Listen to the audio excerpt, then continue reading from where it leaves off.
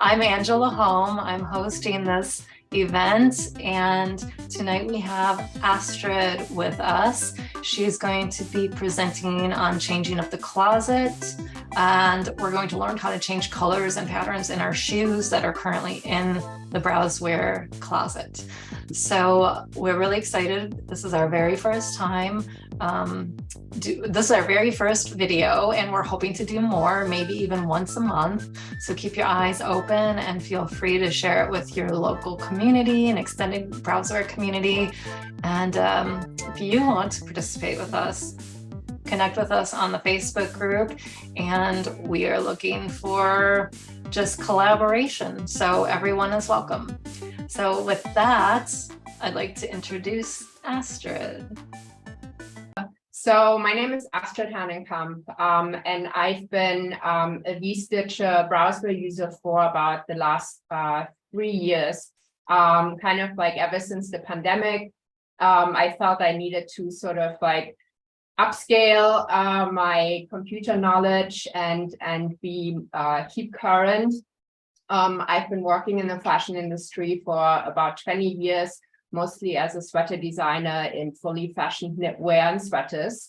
And with sweaters, there's a lot of technical stuff going on anyway. So my technical brain really sort of likes the whole idea of 3D and of kind of like pattern making. And I was trained as a pattern maker as well and as a tailor. So combining all these different things is definitely like near and dear to me. And the reason for our topic tonight was that I always had a hard time bringing in interesting shoes when I wanted to complete my outfit. And I know that there's a lot of different websites, and we're going to link to them in our recap as well. And you can download shoes in different file formats. But some of the shoes that are in the VStitcher closet are quite sufficient, but maybe the colors are not quite correct. So I was trying to find a way to update, just like the sneaker, for example, with a type of different print or a different texture. And there are a couple different styles in the closet where it's really easy to update the print. There are also some other styles that you would just have to import into Blender itself. And then from there, kind of like manipulate it. But we're going to sort of do the easy way and start with the available shoes in the closet. So what I'm going to do is I'm going to start into Browzwear. The programs that you need for tonight's topics is VStitcher, Photoshop or any photo editing software, and Blender. And Blender you can download for free from their website. So that's pretty cool. And even though there's a lot to Blender, I think the things that we're using, I hope to explain a little bit more in detail. And you know, if anyone has any questions, feel free to raise your hand and we can sort of stop and answer those questions while we're working in Blender. So I'm going to share my screen now with everyone, and just let me know that you can see it. Okay. Share. All right. So can everyone see my screen? Yeah, we can see it, Astrid, thanks. Okay, perfect. All right, so as you can see, I opened VStitcher. Tonight I'm working with the Faceless Mannequin, the new avatar that just came out. And what we're going to do is basically I'm going to do a little outfit and then add the shoes and update the shoes in Blender. So what I'm going to do is to put an outfit together, and that's, I think, like a great tip, and it's very like helpful and takes saves a lot of time. So I'm going to, instead of doing a new garment and loading in like something just one style after the other, I'm going to new outfit. And as you can see, I click the plus sign, and I've already downloaded these two items from the cloud library. So I'm going to add the pants, and I'm going to add a drop shoulder style. And then I'm going to say, okay. And it's going to take a little bit to load this in. All right. And as you can see here, and I always like to sort of like organize my styles a little bit, so I have it all kind of like nice and easy. So these styles, for anyone who's sort of like interested, obviously we have the import from Cloud, and this is the Browzwear Cloud library. And I just want to talk about some of the styles. So this has basically all the new avatars, but it also has like so many different patterns and shapes for men and women. And they are adding almost like every 3 months or so, they're adding new styles. And basically, for me, this is super helpful to just use any of these styles as a base if I want to start updating one of these shapes. And it's everything from bikinis to tops to socks to leggings to puffer jackets. And it's super easy to just download them and work with them. So I use the Browzwear Cloud library a lot. And I just want to kind of point that out because in the Facebook group, we get questions sometimes like how to access this, and it's free for everyone in VStitcher. So I think that's really cool. All right. So I've updated my shapes here.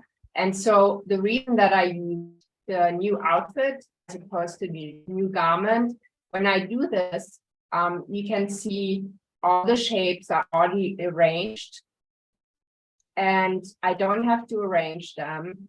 And then if I look at stitching, because obviously that always takes time, all of these styles are already stitched.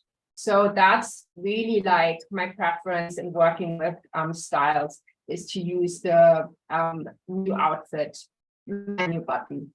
And you can use that obviously with any style that you've worked on. So any top or any bottom that you've saved as a Browzwear file, you can load that in the same way. And you can layer as many pieces on top, like a bottom, a top, a jacket, a scarf, and everything together. And the great thing is that everything comes stitched already. So super helpful, I think. All right.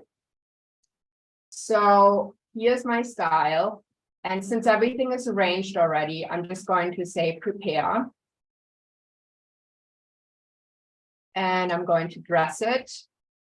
And so in this instance, this already came basically on the layer for it to put the top into the jeans, which is kind of cool. Because usually like you have to kind of like finagle the layers and everything. But in this case, this is already done. So pretty cool. And now I can obviously go ahead and color the styles however I want this. And so whatever colors like you want to add. So this is sort of like the loading in part. And since I've already prepared a little bit, you will see I will just open the new style. All right.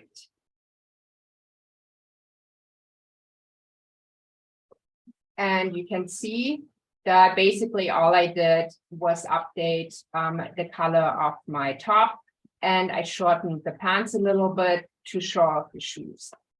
So this is very easy to do. So now I'm going to add my sneakers. And the way to do that is to go into 3D, into the closet, and you will see the available shoes. And I think the closet comes with like the moccasin, the stilettos, the checkered sneakers, and I believe the rain boots. And so that's kind of like a fun way to add up some shoes to the outfits. So in this case, I'm going to use the Vans. And I've already kind of like fitted them to the body, to the faceless avatar. And so because I don't really like how they look and how this works with the outfit, I'm going to actually add a print to this.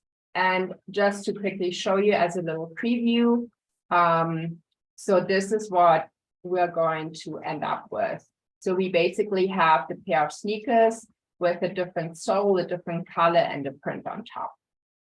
All right, that's where we want to end up with. And the way to do this is,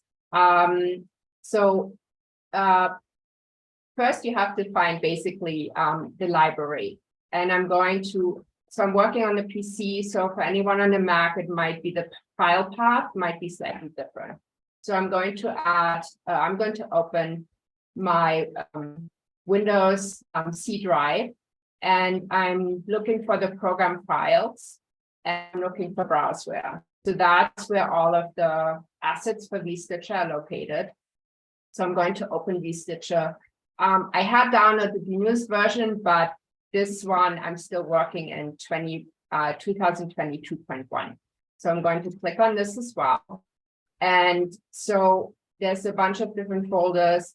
The one that we're looking for is the avatar folder. So I'm going to click on this. And this avatar folder has all of the avatars in it, all the new avatars, anything that you import yourself, but it also has the accessories, and the accessories are also equivalent to the shoes.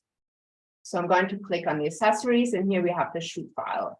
So, okay, so these are basically the shoes that are available in the VStitcher closet.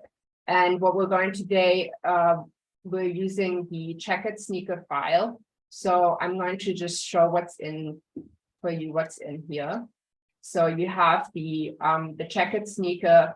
You will find in this file, and that's very important. So there should be the FBX file. And the FBX file is the file that we're going to use to work in Blender. And then the other important folder that you're also working with is the folder called FBM. And if I click on this, you will see that we have two images. One is the shoe material diffuse file. It's a JPEG file. And then we have the normal JPEG file.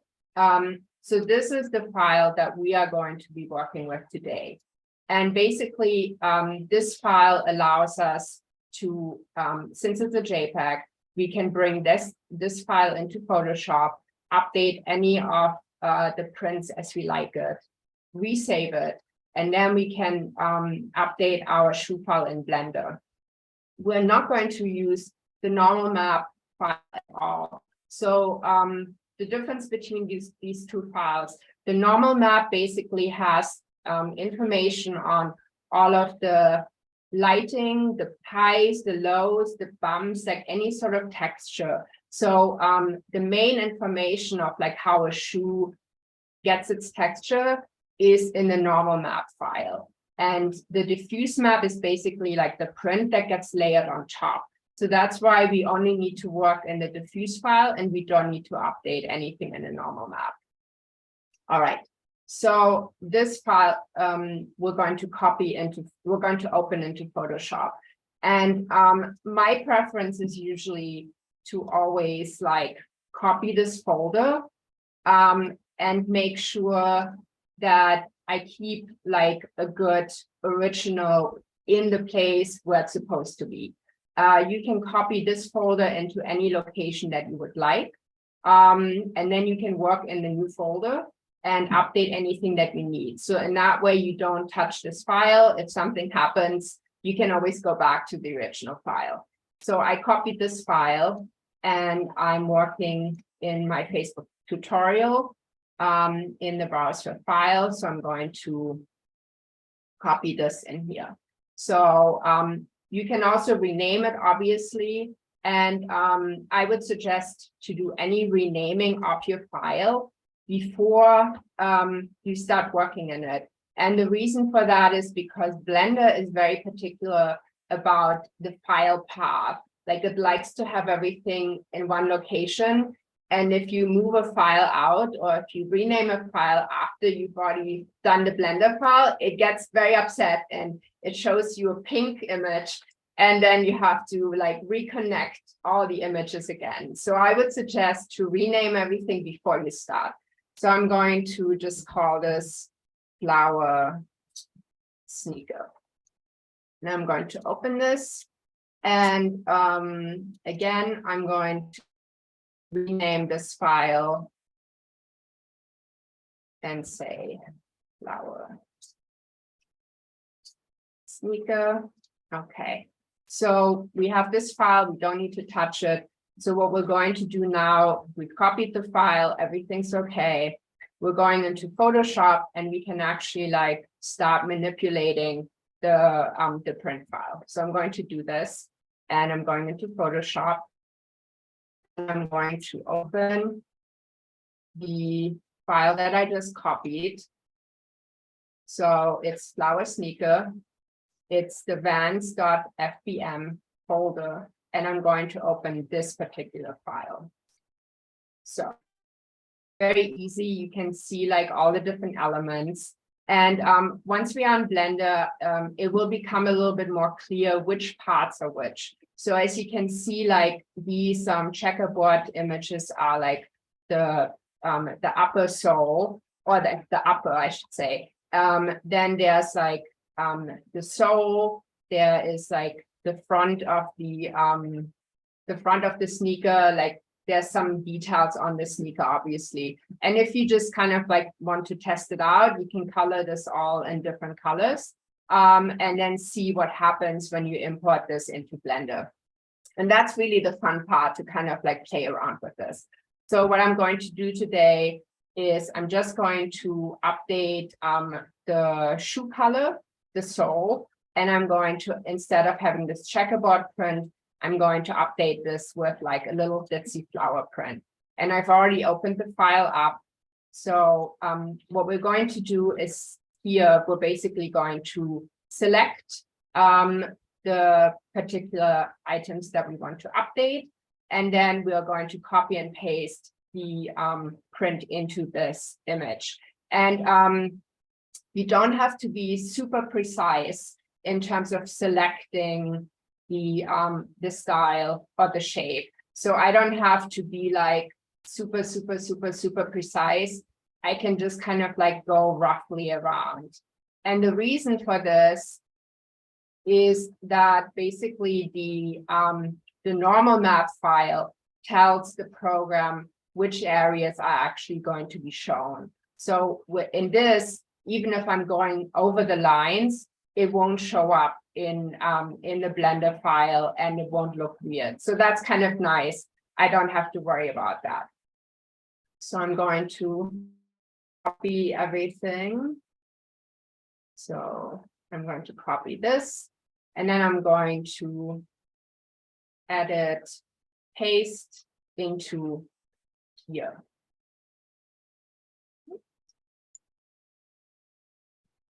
So very easy. And now I'm also going to like reduce the size of this print a little bit, like so. And then I'm just going to copy my print file. So here I'm working with layers, and I'm basically selecting on the background layer. So all I need to do is sort of like do a selection of this. And then again with paste special, paste into, and it creates another layer. So this way, then, if you want to update any of this texture with something else, you can just easily keep the layers if you save it as a PSD file afterwards. Okay, and so then the last one that I want the print on is this one. And again, I'm doing like a pretty rough sort of like outline. And then I want to take this green color and also update some of my shoe, like generally in terms of the color for the sole. And again, I'm using the background layer, and I'm just clicking in here, and we'll see what color is what. And we can always change this up and make this kind of like a different color. Okay, so this is basically my shoe file right now that I'm working with. And I would suggest to kind of like, if you want to reuse this file again, I would save it as a PSD file. That's the easiest way to do it. Then you can kind of like go back in.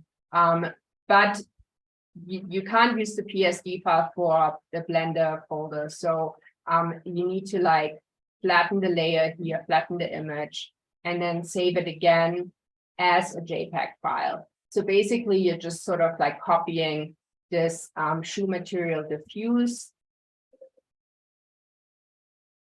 Okay. All right. All right. So now we have this file. Everything's good. We colored it. You can keep it open in case you want to go back and forth and change certain things. So now we're done with Photoshop.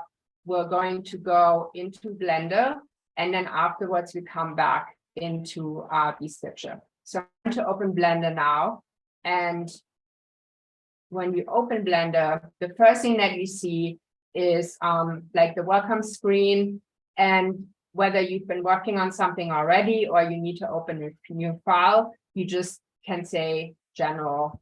And then what you'd always see is this this cube, and you don't really need the cube.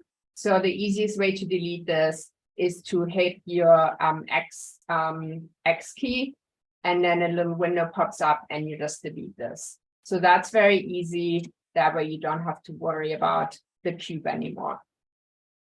So we have a couple different windows open. The main one, right now there's nothing on here. So we're going to go to File and Import. And so we're going to import the FBX file that I pointed out before. So import, and we need to find the FBX file. So there's a number of different files. We want to import the FBX file. And then I have to find my my FBX file. So it's on my desktop, and in my flower sneaker, because that was the folder that I renamed. And you can see here, I still have my folder with the texture, and I have the FBX file. So this is fine. I can open this up. You don't really need to worry about any of the side menu buttons at the moment. The scale when you import from VStitcher tends to be like 1:1. So you don't have to worry about that either. So then I'm done with this. Oops. And I will just say click import FBX. And it pops right up. Sometimes it takes a little bit longer, depending on how big your shoe file is. So now you can see this is kind of weird. There's like a weird transparent sort of like wrap around it. And I'm not 100% sure why that is. My best explanation would be that in VStitcher, it helps with like, if you add a pant or a skirt or anything, it helps for the garment not to tangle with the shoe. So it's almost kind of like a shrink wrap to me that just protects the shoe. But since we need to see what's going underneath. So we go into this little window here on the top right corner, and we see this file is made of the transparent block and the van shoe. So I'm just going to click on the eye, and I can finally see my shoe. So this is basically my shoe file right now. In Blender, I have different areas, different ways to view the file. So one would be like the mesh, if I want to update anything on the shoe. The other one is just sort of like basically a black and white or gray version of the shoe. The next view here is sort of like a low res kind of like version of the Apple pattern. And then the last little viewpoint here is a rendered image. And I want to probably use this in else. This would be the view of kind of like how it is rendered in Blender right now. But since this kind of like intensive in terms of like working with, for our purposes, we can just work in the shading display. So that's very easy. All right, so now we need to find basically our print file so that we can update the print on this shoe. And you can see up here, there's a couple different options. The one that we're working today with is the shading option. So it could be that the view then will become slightly different, but this is sort of, oops. Okay. So this is just a lot of focus. Okay. All right. Sorry. So we have the shoe, and now we need to highlight this. We need to basically select this. And anytime you see an orange outline around it, the shoe is selected. And you can also see it up here in the corner. The selected area or the selected model will pop up in orange. And when I click on the little triangle, it gives me a couple different options. So I can click on the Van shoe, but I don't really see anything other than I've seen before. I can click on the mesh and something will pop up in the bottom. And that's kind of like the interesting part. So here we have what Blender calls nodes. And I'm going to zoom in a little bit, and you can also move any of these windows around where you need them to be. So Blender calls all these little like windows that kind of like basically regulate how like the pattern behaves, and they call it nodes. And so usually always will have a node that's called principled VSDF. This basically governs all of the behavior, all the textures, how shiny your shoe is, etc. And then the main thing that we're concerned with today is the base color. And the base color, I click on it and I can actually see, all right, here is my file. This is the file that I've been working with. And this file shows up in the print. So now, since I don't want to use the black and white checkerboard, what we're going to do is we're going to update this file. And the easiest way to do this is to basically click out of this original file that we have. So I'm just going to hit the X. Now we see a black shoe because there's nothing on there, no print, no detailing. And then we're going to say open, and we're going to go to our flower sneaker. And you see the FBX, the different files here. You see the folder, the FBM folder. And as you know, that this one has the new print file in it. So we're going to use the diffuse one. So I'm going to open this. And as you can see, voila, the print pops up, and you can already see the print populates the shoe itself. So this is basically all you need to do in changing up the print type.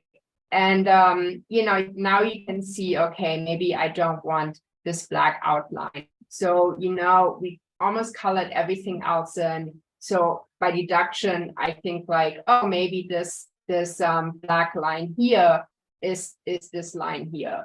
So what I could do if I wanted to, I could go back into my Photoshop file, and I could just select this area, and I could say to also use this. Oops. Okay, and then I'm going to just flatten this again, and I'm going to save it again, maybe like diffuse 1. And then we will see right away how this updates. So I'm going back into my Blender file. And now, all right, I want the updated file. So I'm just going to say open again, find my FBM, find my file, find my FBM folder, and open the diffuse 1. And now you can see this, this basically colored in the portion that was black before. So that's how easy basically you can see right away when you update something on the Photoshop file, you can have it reflected right away. Okay, so now look at this and I feel like, wow, this is very shiny for some reason. And there's something in Blender that I don't know, the textures render very shiny for some reason. And even if I go to my viewport and like have it, have it render in my like cycles, it's still very shiny. So I'm going to go back out and I'm going to kind of like look down here in the nodes. So let me kind of like minimize some of these images. All right. So I just want to kind of like say, so we talked about the base color, and this is where basically the print lives. But the other file that is also in that same folder is the normal map. And you can see on the normal map here, you can see a little bit of texture. And this basically like, this has an outline as well. So this tells the Blender file exactly where the texture is located. So you could also update this with a different texture. For example, if you were going to make a denim sneaker, you could add a denim print file and a denim normal map file, and then you would get a denim texture. So one doesn't work without the other if you want to get an actual texture. And the normal map and the diffuse map, for example, works the same way in the fabrics for VStitcher as well. So there you can also tweak the normal map, and you can tweak some of the other like diffuse files as well. So it's like a very similar principle here. Okay, so we're kind of like worried that it's very shiny. So what I'm going to look for is roughness, and I can just like use the slider, and I'm going to go in. And you can see right away that if the roughness is very low, it's very shiny. And if I amp the roughness up, it gets less and less shiny. So for our purposes, since it's more like a fabric texture, we're going to update the roughness all the way to the max that we can do.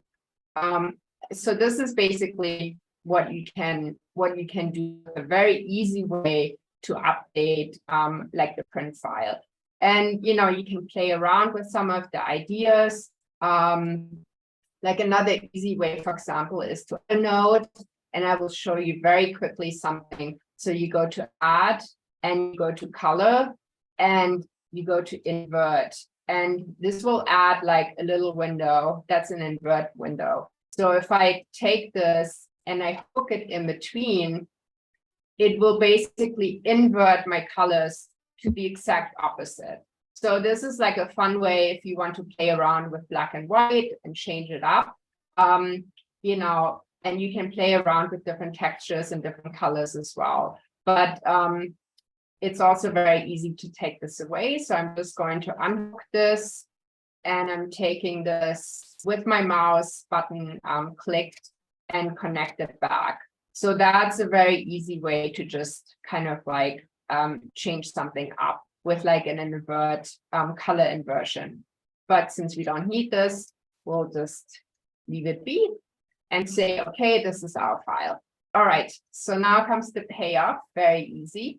We're going to basically revert the steps. Before we went to file and we said import. Now we're going to file and we're going to say export. And we're going to export it in the same way. So we're going to export as an FBX. And then we're going to save it. And I will just maybe call this flower sneaker updated. Okay.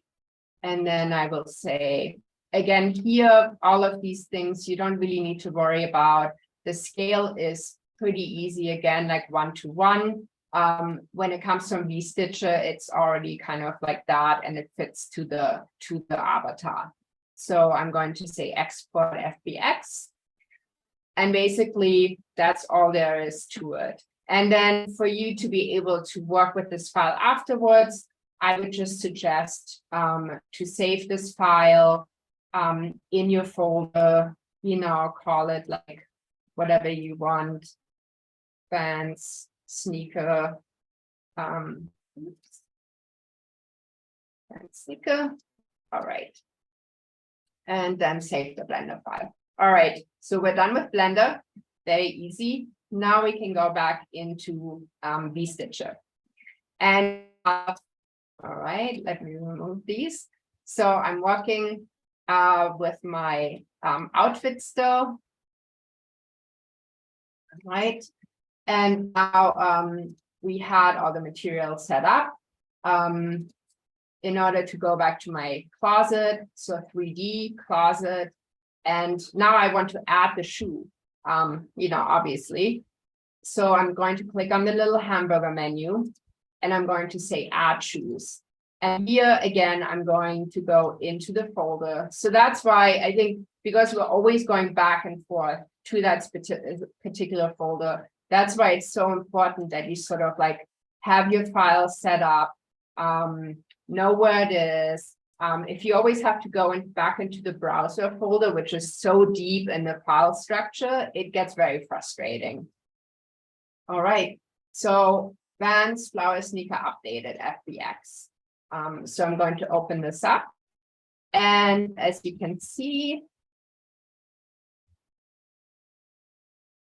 it imported, no problems. The shoe looks like I want it to look. It has the colors. Now, obviously, the main thing is like, all right, we need to fit this, which is always like a little bit funky, tricky, takes a bit of like going back and forth. The good thing is with these shoes is because they're already coming out of VStitcher, it should be a little bit easier to fit these. You can obviously import other shoes from Toba Squid or CG Trader or some of those 3D websites, but sometimes it's really hard to fit those shoes. It takes a lot more finagling and kind of like messing around to get them to fit correctly. So I'm just trying to,